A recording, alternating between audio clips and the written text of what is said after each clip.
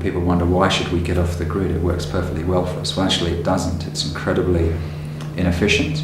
Most of the energy that is generated at Warrang or at any other power station is lost in heat and in the transmission of the electricity. So it's an incredibly antiquated and inefficient mechanism to deliver energy.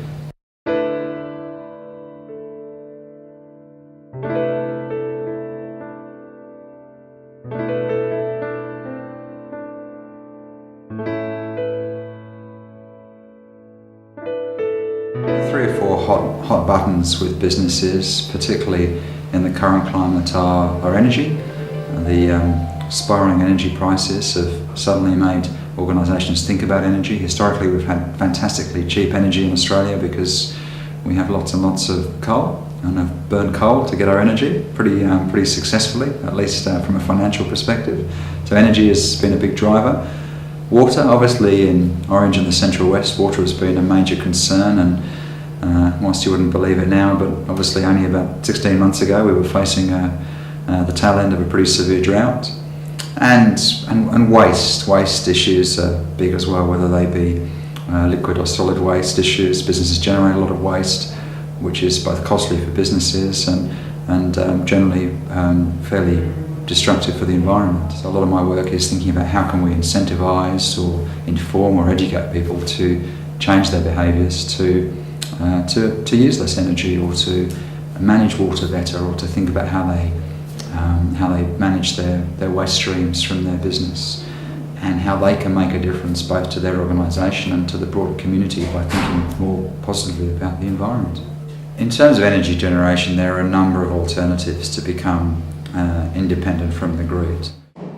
There are definite benefits in thinking about energy independence.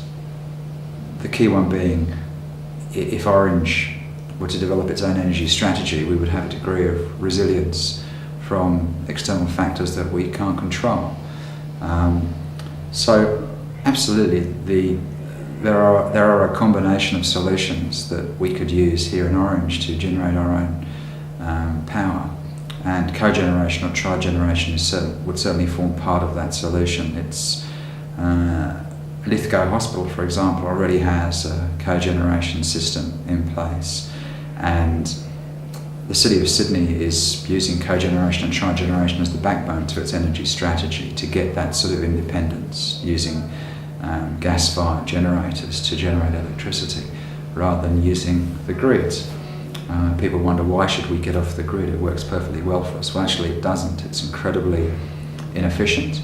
Most of the energy that is generated at Warrang or at any other power station is lost in heat and in the transmission of the electricity. So it's an incredibly antiquated and inefficient mechanism to deliver energy.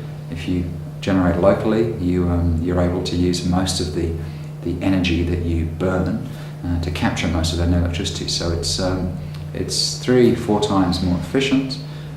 It instantly reduces your carbon emissions. There's a case study of a town in the UK, just outside of London.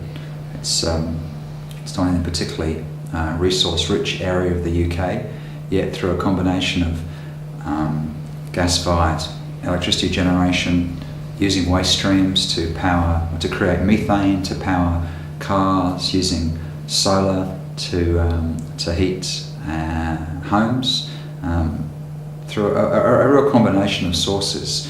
That town took itself off the electricity grid some years ago, and at the same time reduced the cost of electricity to households, and that cost is still 20 to 25% lower than the equivalent cost of that neighbours in the UK pay for electricity generated from the grid.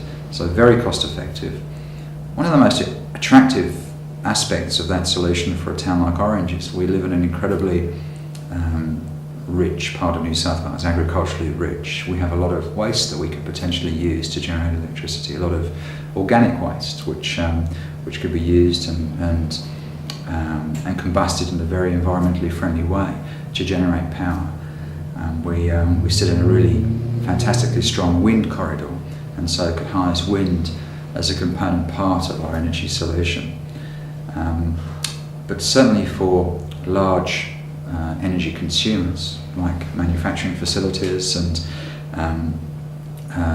large employers around Orange, and there are a few, cogeneration or trigeneration would be the most attractive option.